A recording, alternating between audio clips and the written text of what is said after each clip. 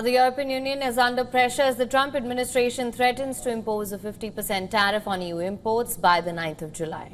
The proposed duties, 5 times higher than typical levels, could amount to an effective trade embargo. The threat follows a familiar Trump tactic: escalate pressure with extreme tariffs, then negotiate lower terms. At the core of this is the US goods trade deficit with Europe, which stood at $178 billion last year.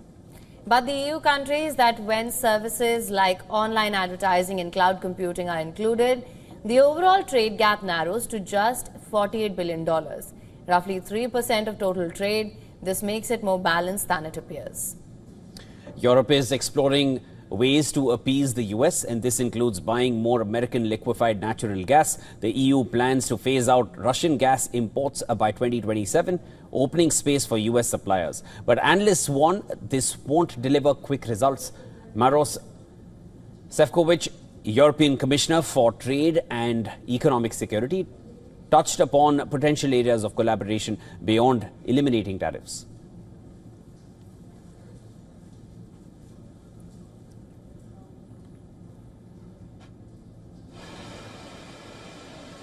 They are also discussing, especially with Secretary Latnik, how can we address the areas where I believe that we will be much better off if we would work together. I'm talking about our cooperation in the field of aviation, in the field of semiconductors, in the field of steel, in the field of different dependencies as well.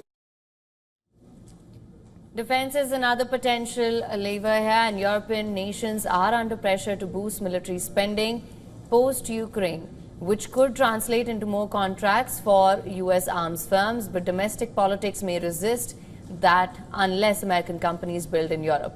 A symbolic cut to the EU's 10% car import tax is possible, though unlikely to shift trade flows.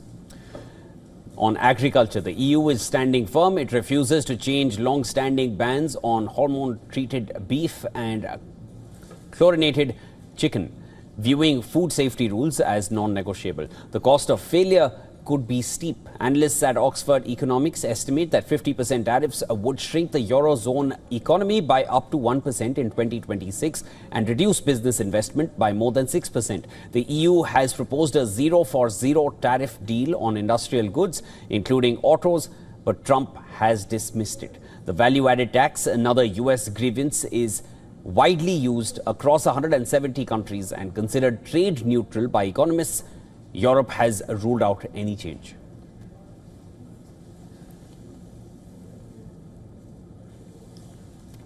Now, experts say Trump's negotiating style, marked by threats and unpredictability, is fueling uncertainty for businesses. Whether a limited deal emerges or talks collapse, the episode underscores broader concerns about the reliability of US trade policy under Trump.